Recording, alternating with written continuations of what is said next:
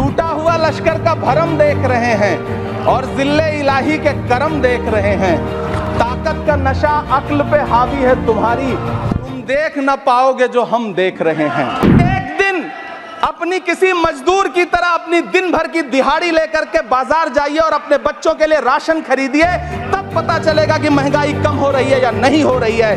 यवतमाल का वो दाभड़ी गांव जहां 20 मार्च 2014 को वो किसानों के साथ चाय पर चर्चा करने गए थे, उसी यवतमाल में पिछले 6 महीने में 132 किसानों ने आत्महत्या की है। मेरा बहुत भावुकता के साथ देश के प्रधानमंत्री से सवाल है कि इन उजड़ते हुए मकानों और बेघर होते हुए घरों को देख करके आपको नींद कैसे आती है, आप सो कैसे पाते हैं। 83 मिनट 71 बार थपथपाई गई मेज, 14,417 शब्दों का बजट भाषण और उस बजट में अपने लिए राहत तलाशी मिडिल क्लास की हैरतज़दा आंखें। सभापति महोदय, मेरे हाथों में जो दस्तावेज है दरअसल ये देश के किसानों, गरीबों, मजदूरों की उम्मीदों का स्मारक है। ऐसा लग रहा है जैसे मुख्यमंत्री महोदय ने बजट नहीं तैयार किया है बल्कि प्रधानमंत्री जी की मन की बात का संकलन तैयार किया है।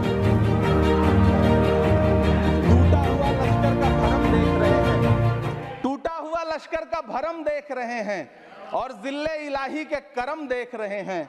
ताकत का नशा अक्ल पे हावी है तुम्हारी, तुम देख ना पाओगे जो हम देख रहे हैं।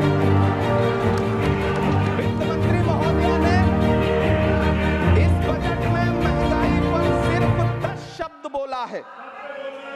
जिस देश में टमाटर 100 रुपए किलो बिक रहा हो, सभापति महोदय मेरा टाइम पॉज करें और बार बार इंटरप्ट करने को या तो मना करें।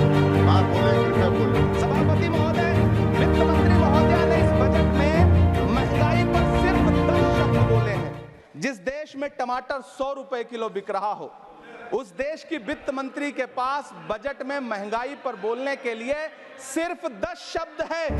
डीजल, पेट्रोल, आटा, चावल, दाल, सब्जी की महंगाई का तो कोई जिक्र ही नहीं। सावन चल रहा है तो प्याज और लहसुन का दाम पूछना तो शायद पाप होगा। मैंने तो यह भी सुना है कि वित्त मंत्री जी जो चीज खुद नहीं खाती हैं उसके दाम से उनका कोई लेना देना नहीं होता। लेकिन इस बार बजट पेश करने के लिए पार्लियामेंट आने से पहले वित्त मंत्री जी ने दही और चीनी खाई थी। अब तो उनसे यह पूछा जा ही सकता है कि उन्हें दही, दूध और चीनी का रेट तो इन दिनों पता ही होगा। क्या उसे सस्ता करवाएंगी या नहीं सस्ता करवाएंगी? अगर पता है तो कृपया सस्ता करवाइए, क्योंकि इसी चीनी ने अमेठी में एक मंत्री महोदया का राजनीतिक कैरियर कड़वा कर दिया। सभापति महोदय, अपने शीश महलों में बैठे हुए सरकार के सांसद और मंत्री कह रहे हैं कि महंगाई कम हो रही है। संसद की कैंटीन से बाहर निकल करके एक चाय का कप खरीदिए, तब समझ में आएगा कि महंगाई कम हो रही है या बढ़ रही है। किसी एक दिन अपनी किसी मजदूर की तरह अपनी दिन भर की दिहाड़ी लेकर के बाजार जाइए और अपने बच्चों के लिए राशन खरीदिए, तब पता चलेगा कि महंगाई कम हो रही है या नहीं हो रही है। यहाँ बैठ करके बड़ी बड़ी बातें करना आसान है। ये चूनर थानी भूल जाते, ये पुरवा की रवानी भूल जाते, जो आकर 4 दिन गांव में रहते तो सारी लंतरानी भूल जाते। सभापति महोदय, इलेक्टोरल बॉन्ड खरीदने के नाम छुपाने वाली सरकार, इलेक्टोरल बॉन्ड खरीदने वालों के नाम छुपाने वाली सरकार इन दिनों आम के ठेला लगाने वालों के नाम जानना चाहती है।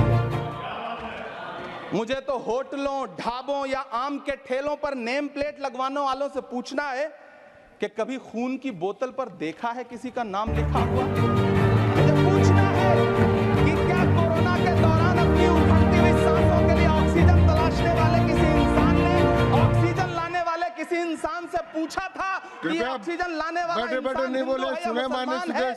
मुझे पूछना है कि लावारिश लाशों के लिए कोरोना में काम करने वाले, चिताओं के लिए लकड़ियां सजाने वाले किसी इंसान से पूछा गया था उसका नाम, उसका मजहब? लेकिन इन दिनों पूछा जा रहा है। सभापति महोदय, अफसोस देश के प्रधानमंत्री जी ने कभी न टूटने वाली चुप्पी ओढ़ ली है। सभापति महोदय, जनता ने 63 सीटें कम क्या कर दी? ये सरकार तो अमृतकाल का नाम लेना ही भूल गई। ये भूल गई है अमृतकाल को, ये भूल गई है मनरेगा को, ये भूल गई है मौलाना आजाद नेशनल फेलोशिप को, ये भूल गई है मणिपुर को, ये भूल गई है महाराष्ट्र को। मुझे गर्व है कि मैं राज्यसभा में महाराष्ट्र का प्रतिनिधित्व करता हूं। महाराष्ट्र जो देश की आर्थिक राजधानी है, जो टोटल कॉर्पोरेट टैक्स का 40%, इनकम टैक्स का 32% और जीएसटी का 20% इस देश को देता है, उस महाराष्ट्र के लिए इस बजट में एक शब्द नहीं है। आप बैठ जाए सभापति महोदय, आखिर महाराष्ट्र से किस बात बैठ का जाए, आपका बदला समय लिया है, जा रहा आप है? कृपया बैठ जाए। महाराष्ट्र बैठ में जाए। लोकसभा चुनाव बैठ जाए, में बाबा साहब अम्बेडकर के संविधान को बचाने के लिए वोट क्या कर दिया? प्रधानमंत्री जी तो महाराष्ट्र से बदला लेने पर उतर आए। अब तो शायद उन्हें याद भी ना हो यवतमाल का वो दाभड़ी गांव, जहां 20 मार्च 2014 को वो किसानों के साथ चाय पर चर्चा करने गए थे और उनकी किस्मत बदलने के सपने दिखाए थे। उसी यवतमाल में पिछले 6 महीने में 132 किसानों ने आत्महत्या की है। सभापति महोदय, महाराष्ट्र में हर महीने 209 किसान आत्महत्या कर रहे हैं। राज्य सरकार द्वारा सौंपा गया आंकड़ा बताता है कि 1 जनवरी से 31 मई के बीच 1046 किसानों ने आत्महत्या की है। लेकिन अब तो बजट में महाराष्ट्र के किसानों के लिए कुछ भी नहीं है। किसानों से चिढ़ी हुई सरकार ने बजट में किसानों के एमएसपी की लीगल गारंटी नहीं दी। लेकिन याद रखिएगा, जो किसान का नहीं वो हिंदुस्तान का। सभापति महोदय, मुझे वित्त मंत्री जी से पूछना है कि वो जो कुछ साल पहले 100 स्मार्ट सिटी बनाने का ढोल पीटा गया था, सुना है उस ढोल में पानी भर गया है, इसीलिए आपने उसका नाम बदल करके सिटीज ऑफ ग्रोथ हब्स रख दिया है। अच्छा है, नाम बदलने का खेल खेलते रहिए। आपकी कई सरकारें तो इसी वजह से चल रही हैं। इस सरकार को पढ़े लिखे लोगों से दिक्कत है सभापति महोदय, इसीलिए इस सरकार ने यूजीसी का बजट 66% कम कर दिया है। वाह रही सरकार। सभापति महोदय, मैं वित्त मंत्री जी के संज्ञान में लाना चाहता हूं कि किशनगंज में एएमयू सेंटर के पास 224 एकड़ जमीन है।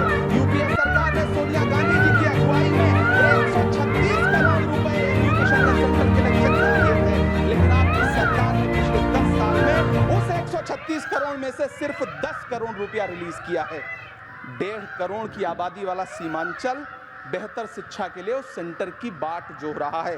मेरा आपसे सवाल है कि इस सेंटर का बाकी पैसा आप कब रिलीज करेंगे? मुझे उम्मीद है वित्त मंत्री महोदया जवाब जरूर देंगे। सीमांचल उसी बिहार में आता है जिसकी बैसाखी के सहारे आपकी सरकार चल रही है।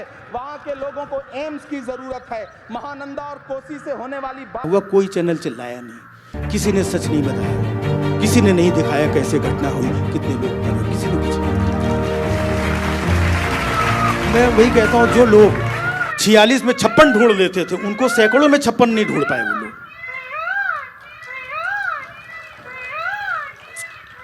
कुंभ, जहां पर सुनते हैं कि पाप धोए जाते हैं, पहली बार वहां पर पाप छिपाए गए।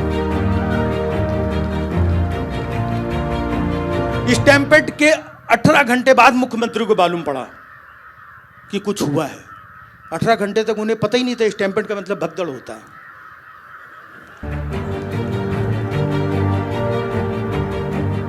हमने कहा हमारे काबिल लोग हैं जिन्होंने 35 के आगे कुछ नहीं गिन पाए, उन लोगों ने 66 करोड़ गिन लिए। हमने किसी से पूछा, हमने 66 करोड़ गिने कैसे? बोले आदत है। हमने कहा कैसी आदत? बोले 8 साल से रोज करोड़ों गिने।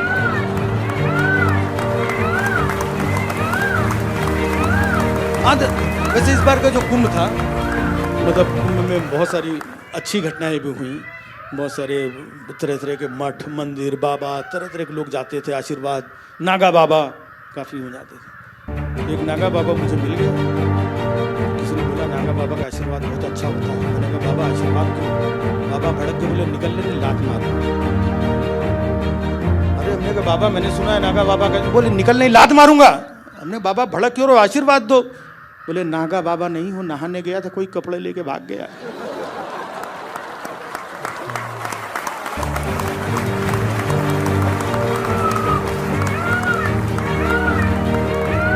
तब मुझे समझ में आया कि इस बार कुंभ में कुछ बड़े बड़े लोगों ने कपड़े पहन के क्यों नहाया।